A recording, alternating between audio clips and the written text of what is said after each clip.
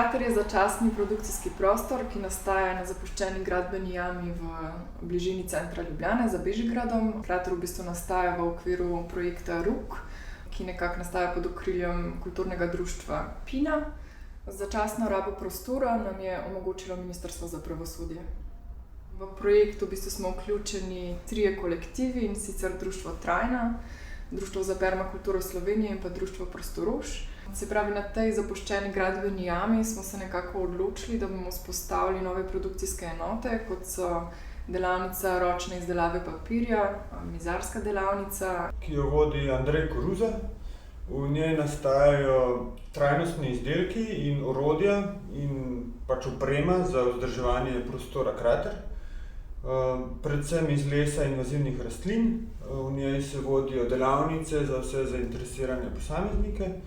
V delavnici nastajajo zelo različni izdelki, kot je recimo ta miza iz trnate glediče in pa žuželčniki, ki skrbijo tudi za biotsko raznovrstnost aktivnosti na kraterju.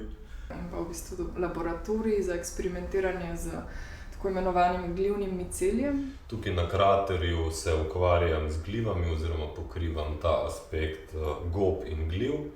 In sicer na kraterju uporabljamo različno biomaso različnih invazivnih rastlin za delo z gobami. In sicer raziskujemo 2 aspekta. Prvi je ta, da bomo gojili oziroma gojimo užitne gobe. Tlele recimo vidite je substrat iz japonskega dresnika nacepljen z bukovim ostrigarjem. In kmalu bo iz te vrečke pognale gobe. Na drugi strani pa na kraterju razvijamo tudi materiale s pomočjo glivnih miceljev. In tudi tukaj imam par primerov. Recimo tale, kako bi temu opisal, cigo, je nared iz biomase zlate rozge, ki jo vidite tudi tle. In v bistvu, če pripravimo to biomaso na prav način in jo nacepimo z glivo, te hife glive, ki spominjajo na neke zelo drobne nitke, povežejo material in iz njega lahko dobimo razne biokompozite, se temu reče. In potem na kraterju tukaj bomo iz teh biokompozitov razvijali tudi različne izdelke.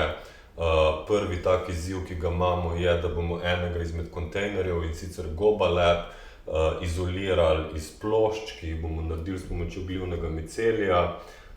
In pač tukaj bomo tudi raziskovali različne glive. Tle vidite 2 primera, kot sem prej rekel, to je iz zlate rozge s pomočjo bukovega ostrigarja. Ta je pa iz žagovine s pomočjo svetlikave pološčenke, to je ena druga vrsta glive. In iz tega lahko dobimo take zelo trde oziroma kompaktne materiale, iz katerih bomo potem, kot sem rekel, razvijali različne izdelke. Tukaj imam pa še recimo par primerov.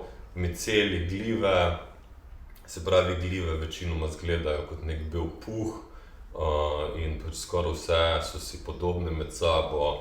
To je od bukovega ostrigarja in potem iz tega, prek tega, da recimo nacepimo žito z miceljem, to žito pa pol na koncu zmešamo z substratom, na katerem bomo recimo gojili gobe, zato da jih pol na koncu pojemo kot hrano, ali pa bomo iz njih delali pač na drugih tipih substratov, pa pač te biokompozite. Delavnico smo vzpostavili zaradi tega, ker nas pri Društvu Trajna zanima raziskovanje uporabnih lastnosti invazivnih rastlin. In sicer nam potem ti produkcijski prostori omogočajo, da njihovo biomaso spreminjamo v različne uporabne izdelke, kot so izdelke iz papirja, izdelke iz lesa. Hkrati pa lahko uporabimo v bistvu tudi njihovo biomaso kot substrat za različne nove materiale, biokompozite. V okviru projekta Aplavz smo razvili biorazgradljive lončke iz pulpe invazivnih rastlin. Glavna ideja je, da rastlino posadimo direktno v lonček skupaj z zemljo in ta se potem razgradi v zemlji naprej in rastlina lahko nemoteno raste naprej. Tako da gre za nek material, v katerega lahko mešamo tudi hranila za rastlino. Kalup smo razvili v Roglab projektnem prostoru je 3D printana plastika, v katerega nalijemo pulpo. Torej, lončki so narejeni iz papirne pulpe. To papirno pulpo pripravimo iz rastlin, sicer iz steblov, ki jih prej kuhamo v bazi nekaj ur.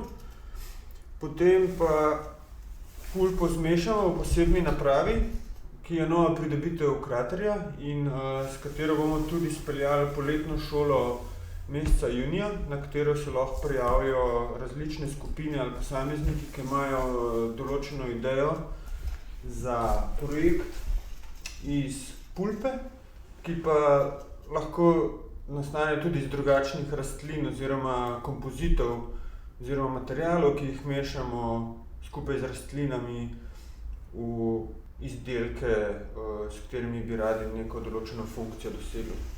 Urbani degradirani prostori v bistvu nas zanimajo iz dveh vidikov. Recimo, pač en vidik je to, da se na njih večinoma rade pojavljajo invazivne vrste in tvorijo čisto popolnoma neke nove ekosisteme, ko jih ljudje na nek način še ne poznamo dobro in jih še nismo raziskali. In to na nek način prinaša tudi priložnost, da se z njimi srečamo, spoznamo jih, opazujemo, raziščemo in z njimi začnemo oblikovati neke nove interakcije.